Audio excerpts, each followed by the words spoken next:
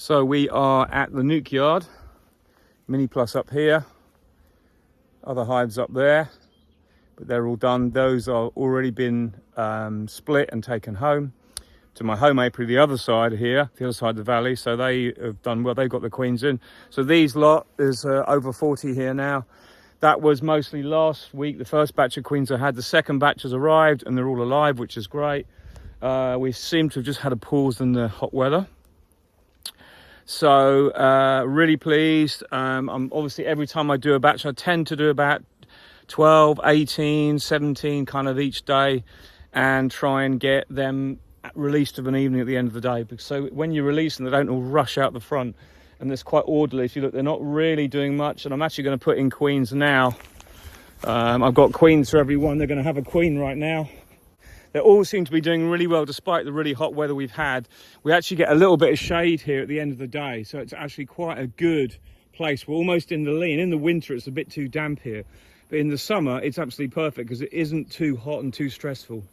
So what I've done is I have these nukes here. Every year I kind of put the racks back out, but this spring I had a bit of a problem because the farmer came in and he cut his hay, and as he whizzed round the corner here, he clipped the end of each one of my racks with his machine. Now, I hope, you know, it is kind of what it is. The racks weren't that new. You can see what happened because the grass was growing through them. It kind of held the racks in place and it just shattered the wood and ripped it apart. So I brought another one from home here. So I've lost kind of 3, but I might be able to salvage something from a couple of them. But it's a kind of thing I didn't really need right now. But anyway, that's what I'm doing. My God, I look a complete mess. I've been out all day just getting this done, and it's going to be an epic job for the next, well, probably another 2 weeks of this. Luckily our temperatures have gone down.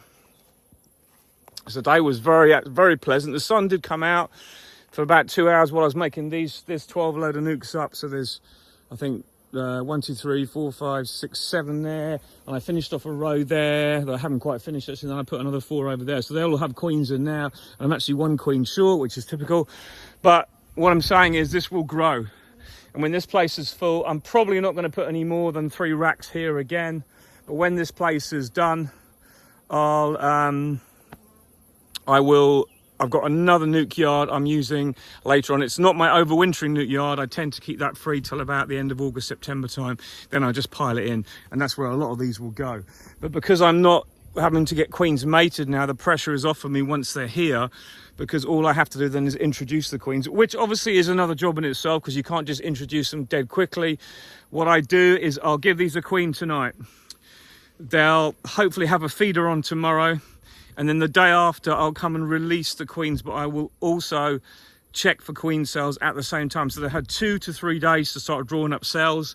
And that's when I know also that if there's a queen in any of the boxes that I couldn't find, and I couldn't find a couple today because they were runny, but I checked them so carefully, but occasionally one gets in. You know, as I say, it is what it is. You just have to do that. So you usually can salvage the queen before she gets killed by the pressure of the colony, by the pressure of a laying queen in the nuke. Spoke about this before.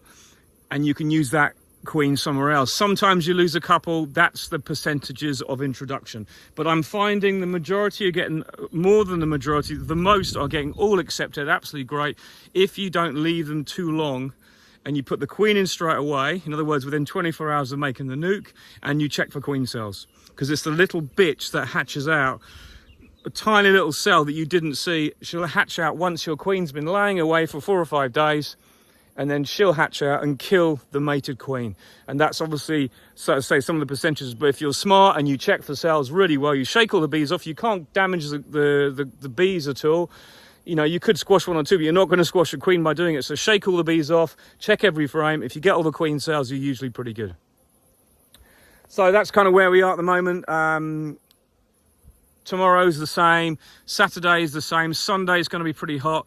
So I might, if I've only got a few left to do by Sunday, have Sunday off and get other stuff done at home.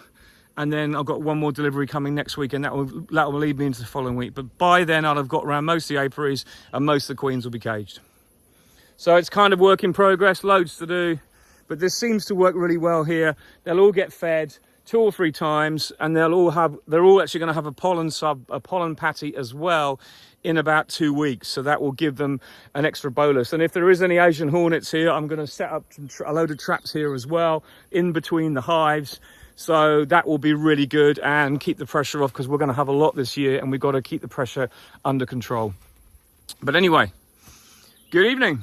Bye for now.